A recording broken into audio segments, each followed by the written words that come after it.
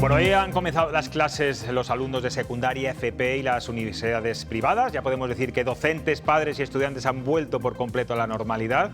En el terreno de la educación, Castilla y León, bueno, pues siempre puede presumir desde hace años de los buenos datos del informe PISA. Estamos a la cabeza de España y además tenemos un buen profesorado muy valorado dentro y fuera. Es el caso del profesor soriano Fernando Bohillos, que ha sido nominado como mejor docente de universidad en la 9ª edición de los premios Educabanca, un galardón que además concede precisamente los alumnos.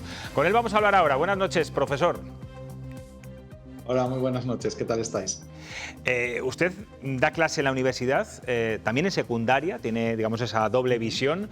¿Cómo llegan los alumnos a la universidad? Porque existe esta idea tan extendida de que entran en las aulas peor preparados, menos motivados y quizá con un grado de madurez más bajo que antes. ¿Lo comparte?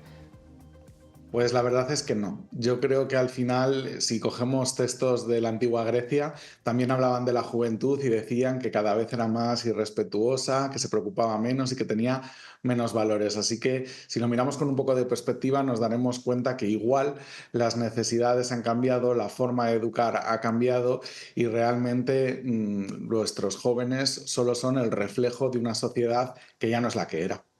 Ha ganado varios premios en innovación educativa, utiliza además metodologías activas y de gamificación, es decir, relacionadas, bueno, pues con los juegos. Me consta también que se fija mucho en la neurociencia, en buscar las emociones para aprender mejor y más motivado, para que el alumno, bueno, pues esté mucho más pendiente. Cuéntenos cómo es una clase con usted. Yo no sé si es de los que piden que se tomen apuntes o de los que cuelgan todo en las plataformas educativas para mayor comodidad del alumno, que es algo que exigen ahora mismo muchos universitarios incluso. Yo creo que mis clases son el reflejo también de un, no sé, un abanico metodológico. Yo pienso que todos los docentes deberíamos de tener un abanico metodológico lo suficientemente interesante para adaptarnos al grupo aula que tenemos enfrente, ya sea en secundaria, en bachillerato, en la universidad o en educación infantil. Si me preguntan cómo son mis clases, intento trabajar a través de metodologías activas, intento trabajar por proyectos, intento trabajar gamificación, pero sobre todo intento crear un espíritu crítico en el alumnado, que vean que lo que están aprendiendo en clase tiene un reflejo en su día a día, porque al final no hay peor, no sé, no hay peor sensación que irte de una clase pensando que para los alumnos lo que están aprendiendo no es significativo, y eso es justo lo que tenemos que promover, aprendizajes significativos y reales.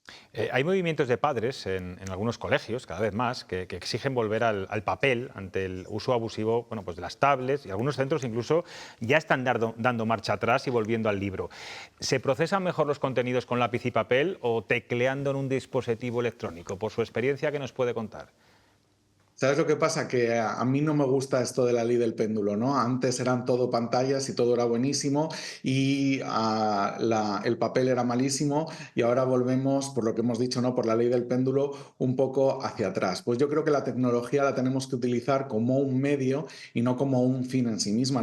La tecnología bien utilizada es maravillosa. Yo, por ejemplo, utilizo la tecnología, pero la utilizo como medio para canalizar y conseguir esos aprendizajes. Te voy a poner algún ejemplo.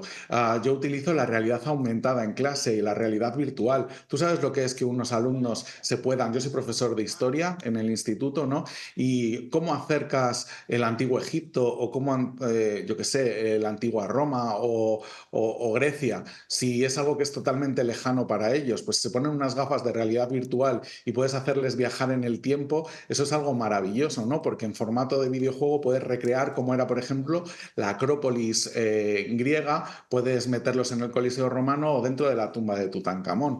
Eso es algo que evidentemente los docentes tenemos que utilizar y que podemos utilizar y no tenemos por qué hacerlo siempre. Y esto no quiere decir que haya otras formas más tradicionales que se aparten. No, no, no. Es que hay que intentar que en clase todo sea posible y que no estén delante de unas pantallas, porque si tú cambias el papel por las pantallas, pero no cambias la metodología que va añadida a eso, estás haciéndolo mal.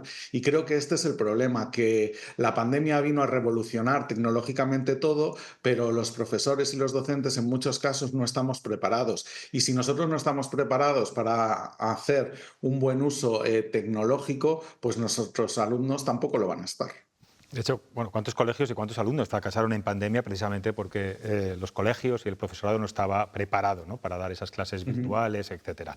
Vamos a hablar de la inteligencia artificial. Ya es algo que los alumnos, como el resto de la humanidad, usan de forma diaria y habitual, pero ya hay quien habla de la deuda cognitiva, es decir, que el uso de este tipo de herramientas nos hace más torpes, que nuestro cerebro deja de trabajar. ¿Están dejando de aprender nuestros alumnos o pueden dejar de hacerlo? Es que volvemos un poco a lo mismo. Yo creo que una tecnología mal utilizada, evidentemente, caerá en el perjuicio de los alumnos. Pero si tú utilizas la inteligencia artificial y haces que la utilicen de una manera correcta, pues evidentemente esto va a cambiar la forma, pero tienes que cambiar la forma de dar clase.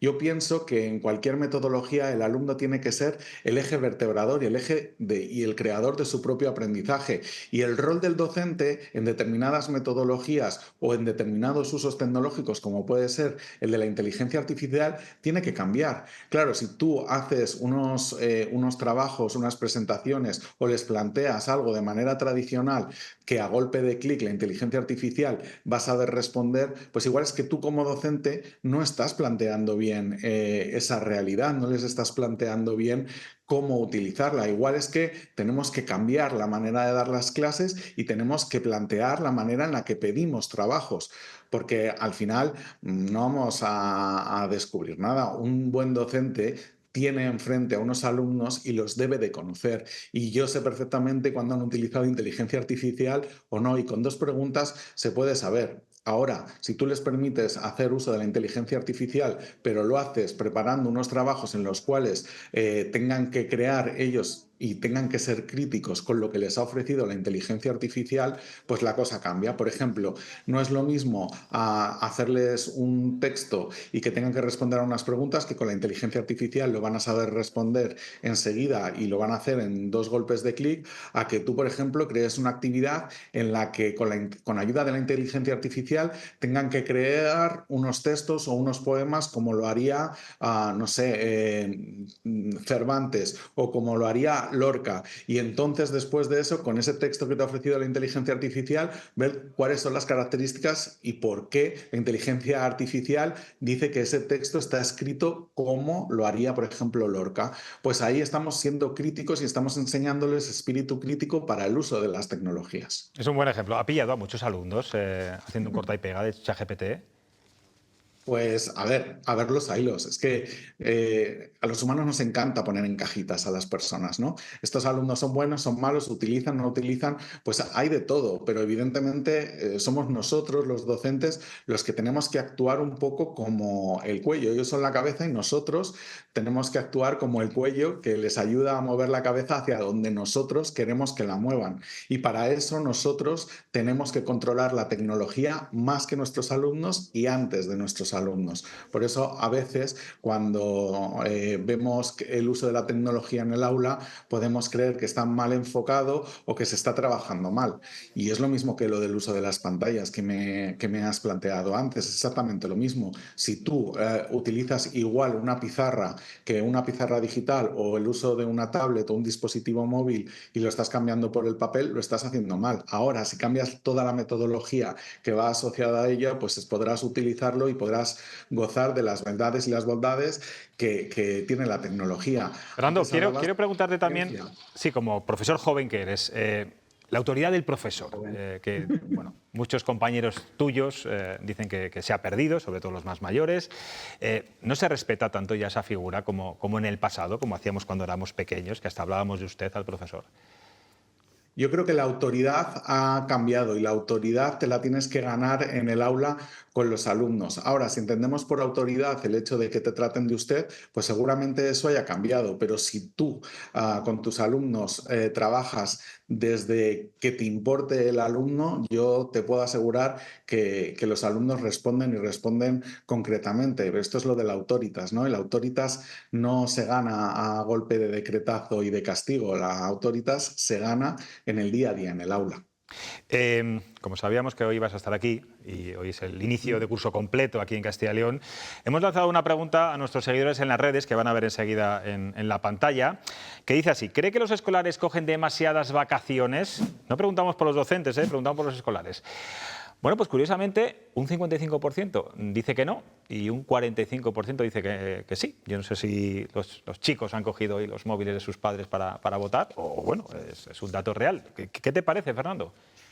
Bueno, yo creo que las vacaciones escolares, si tú miras desde, no solo las de España, sino el de otros países de la Unión Europea o otros países del mundo, el número de vacaciones a lo largo del año son bastante similares. Lo que sí que es cierto es que en España se reparten de una manera diferente a lo que se puede hacer, por ejemplo, en Francia, que están más repartidas a lo largo del año y luego en los meses de verano tienen menos, o en Finlandia o en Estados Unidos. Pero esto tiene que ver también con la adaptación a la climatología y a otras serie de factores que históricamente han hecho que nosotros tengamos esos 2 meses de vacaciones a los que todos los docentes y a los alumnos y a los padres muchas veces se les puede hacer largo en casa. Fernando, es curioso porque tú eres periodista, fuiste compañero de esta casa en la 8 Sí. de Soria. ¿Cómo has acabado en las aulas? Bueno, pues porque hice el máster justo antes de que, perdón, el CAP antes de que fuera un máster y entonces tuve que hacer las prácticas en una escuela y la docencia me cautivó, me enamoró.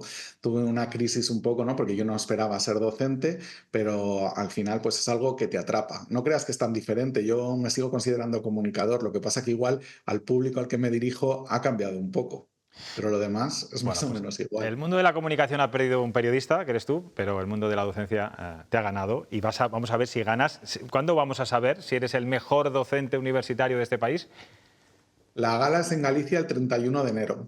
Bueno, pues Así todavía que queda. habrá que esperar a ese momento. Bueno, Mira, yo te puedo decir que no sé si ganaré o no ganaré, pero para mí el mayor premio es que es este. Mira, yo he recibido muchos premios de innovación educativa y he sido finalista a otros tantos. Para mí este premio es especial porque es el primero en que me nominan los alumnos. eso Y es. cuando eso pasa es que algo estás haciendo bien. Y para mí es importante por eso. Para mí la nominación en sí ya es un premio. Luego el meritaje y cómo va a ser puntuado, pues esto ya son cosas secundarias. Hemos tenido que presentar un dossier con todos los méritos, con todas las categorías que te piden, que son un montón de dimensiones, publicaciones de libros, publicaciones científicas, un montón de cosas. Y bueno, ya veremos qué es lo que pasa. Pues Fernando, que tengas mucha suerte. Estaremos muy pendientes y a seguir formando a tantos estudiantes, futuros trabajadores de este país, que gente como tú se necesita, con esas nuevas metodologías que me han parecido muy interesantes. Gracias por atendernos. Muchas gracias y gracias por dar un pequeño espacio a la educación en la televisión, que muchas veces se deja de lado. Gracias. Y he de reconocer que tienes razón.